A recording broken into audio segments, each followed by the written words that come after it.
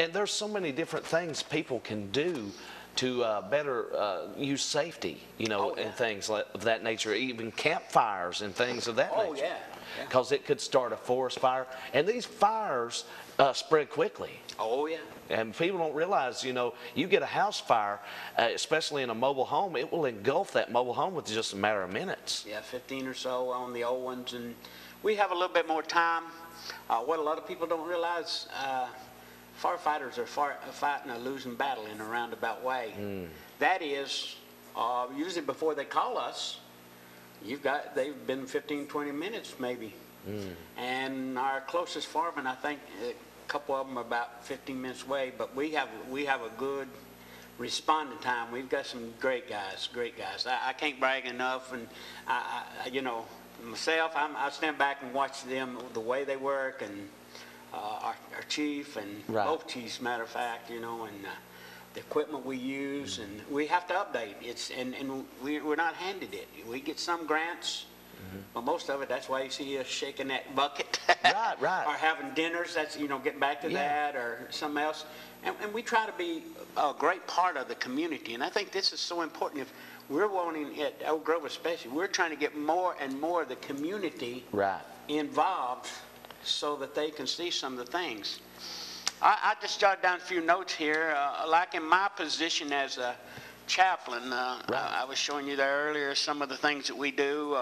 We go out, we get called out when people get lost, sit there with the family when there's death. Minister to people, Minister, and you use that term, it's got to be a reality. We sit there, we talk to them.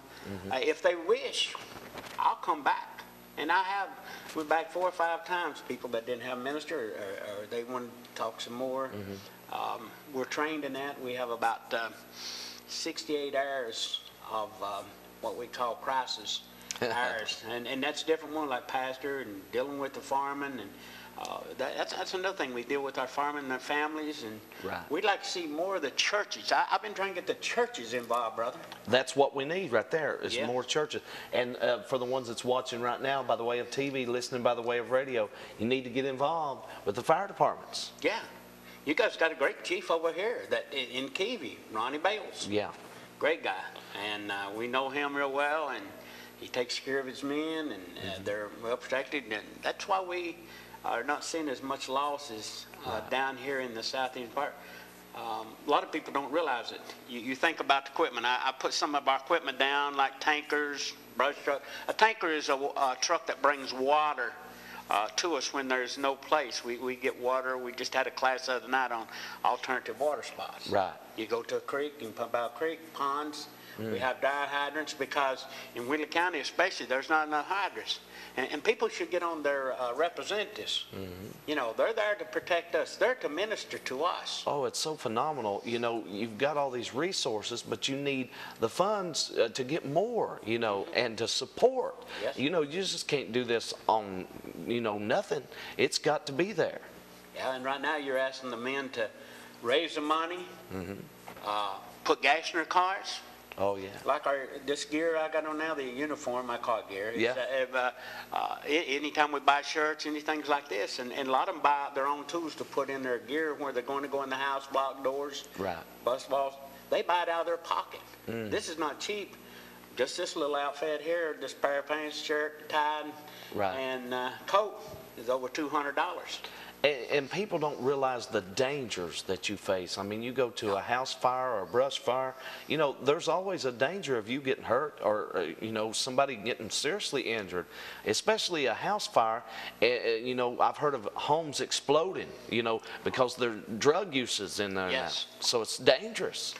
First thing we do when we get toward the home to see if it's burning, look around and see if we see some of the signs. If you live and there's a fire and you know there's a possibility, please come out there and tell us. Now, don't get in our way. We might sound a little rough or something other. Well, we're trying to protect you, keep you away from the scene, whether it's car, whether it's fire. We don't want your children to get hurt. You know, we're trying to protect you. So protect us as well. So that we can serve. Our most valuable, we talk about these trucks, so we've got brush truck, rescue truck, pumpers, dump tanks, all kinds of stuff. But our most valuable asset of any fire department, not the department, the building, that's an expense. The insurance is a big, big expense. Right. People don't realize. We pay that out of our pockets. We make the money. But the biggest expense, the biggest asset is our men. Exactly right. People that's wanting to get involved, and they might even be some people listening and watching that would like to volunteer. How can someone be a volunteer for the fire department? You should contact the fire department in your area. Right. Like, you go here to see Ronnie Bales,